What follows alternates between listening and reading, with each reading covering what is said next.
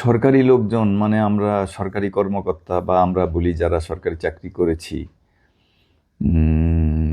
কিভাবে জনগণের কল্যাণ ধ্বংস করি আমরা বা ধ্বংস হয় আমাদের জ্ঞাতসারে অথবা অজ্ঞাতসারে, তার একটা সুস্পষ্ট এবং জলজ্জন্ত একটা উদাহরণ দেব। আইদার আমরা এটার সাথে জড়িত, কোনো না কোনোভাবে আমরা বেনিফিটেড হই, আর্থিকভাবে বেনিফিটেড হই, অন্যায় অবৈধ ইনকামের একটা সোর্স হয় আমাদের, যেটাকে আমরা বলি যে ভাগ খাওয়া। আমরা ভাগ খেয়ে এই কাজটা করি, অথবা অজ্ঞতা নির্বুদ্ধিতার কারণে এই কাজগুলো করি। আমি প্রথমটারই ইঙ্গিত দেব বেশি। আমরা সরকারি কর্মকর্তারা বা সরকারি লোকজন এত নির্বোধ নই যে এরকম কাজ ব্যবসায়ীরা বা মাফিয়া সিন্ডিকেট তারা জনগণের কল্যাণ ধ্বংস করবে, আমরা টের পাবো না, অথচ আমরা উচ্চ পদে বসে থাকবো। এটা গ্রহণযোগ্য নয়। মেরোপেনেম একটা ইনজেকশন, অ্যান্টিবায়োটিক, এবং যখন খুব এটা জীবন রক্ষাকারী মেডিসিন। আমরা জানি যে সরকার গত সরকার 295টা মানে খুব প্রয়োজনীয় অত্যাবশ্যকীয় তালিকার মধ্যে ঔষধ ঢুকিয়েছে, যেগুলোর দাম নির্ধারণ করবে সরকার। সরকার কিভাবে করে? সরকার কি ফেরেশতা? আমি ফেরেশতা? আপনি ফেরেশতা?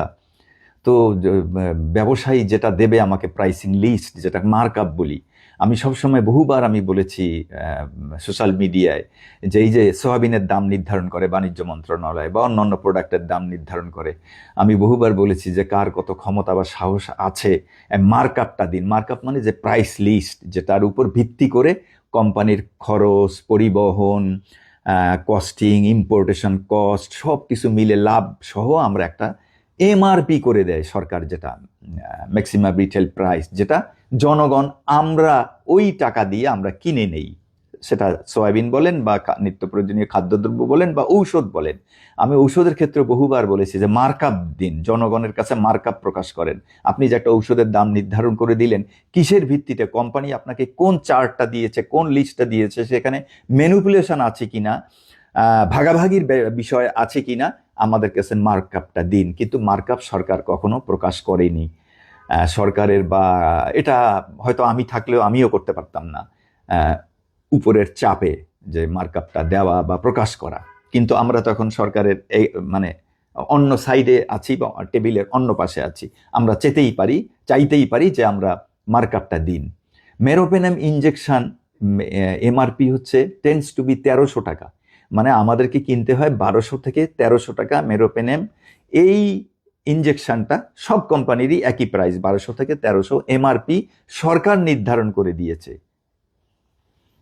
এই মেরোপেনাম ইনজেকশনটা কোম্পানি দোকানকে, মানে ঔষধ দোকানে দেয় 600 টাকা, মাত্র 600 টাকা। তাহলে কি ধরতে পারি আমরা?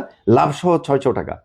তার মানে তার কস্টিং সব কিছু সহ 600-র নিচে, সাপোজ 400 টাকা সব, মানে একেবারে খরচ, কোম্পানির খরচ 400 টাকা ধরি, 200 টাকা লাভ দিয়ে কোম্পানিকে তারা দেয়, মানে ঔষধের দোকানে তারা সাপ্লাই দেয়। আমার কাছে আছে, রসিদ আছে, মেমো আছে, অনেকগুলো আমি কালেক্ট করেছি। মাত্র 600 টাকা, 500 সামথিং অথবা 600 টাকা। আর সেই ওর গায়ে লেখা আছে কিন্তু 1200 টাকা বা 1300 টাকা। আমরা জনগণ কিনি 1200-1300 টাকা। তার মানে ঔষধের দোকান লাভ করে 600 টাকা, একেবারে ডাবল।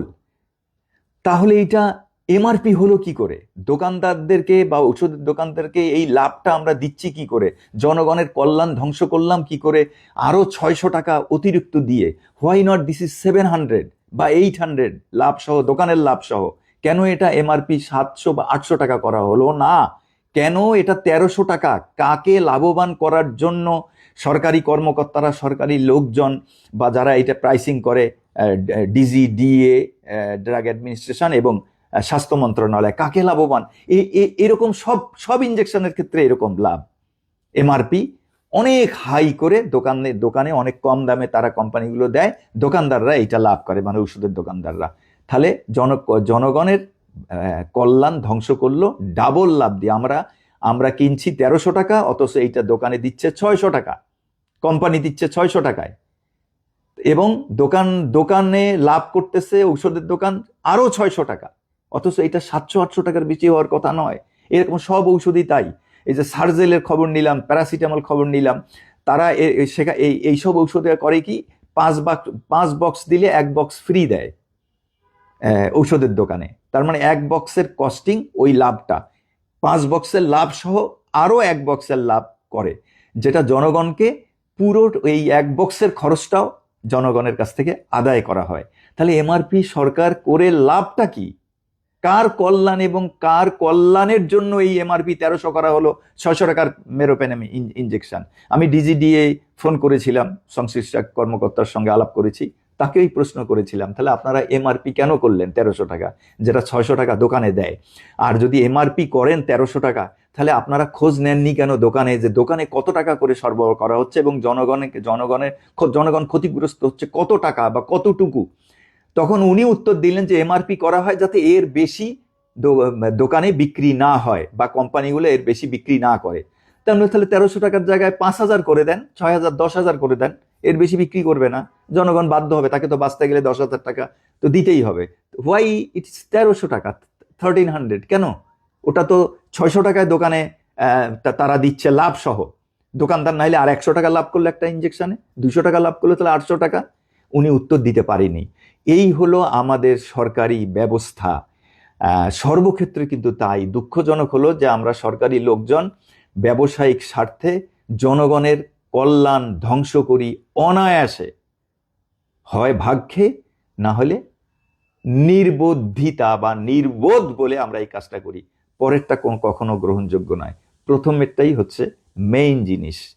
ওন করতে হবে, ওন না করলে তো হবে না।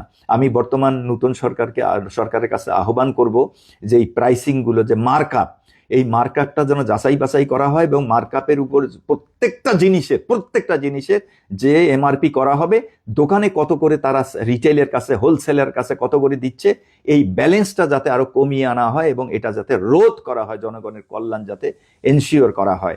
আল্লাহ হাফেজ, আসসালামু আলাইকুম।